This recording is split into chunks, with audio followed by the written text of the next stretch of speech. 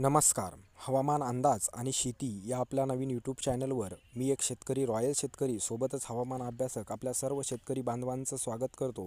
कुठेतरी आज आपण ऐकतो की महाराष्ट्रात इव्हन भारतामध्ये देखील 2024मध्ये एल निनो सक्रिय होणार आहे. निश्चितच या एल निनो सक्रियमुळे आपल्या भारताच्या मान्सूनवर काय परिणाम होईल, तर अगदी सरळ सोप्या भाषेत सांगायचं म्हटलं तर एल निनो ही जी व्याख्या आहे याला अगदी सोप्या भाषेत सांगायचं म्हटलं तर प्रशांत महासागरामध्ये वाऱ्याची जी काही उलटसुलट दिशा तयार होते याला एल निनो म्हणतात.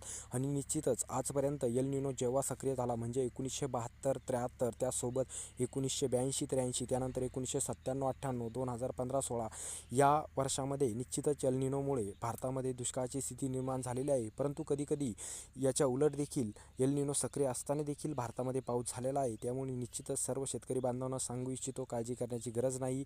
निश्चितच आपल्याला त्याबद्दल देखील माहिती दिली जाईल. धन्यवाद.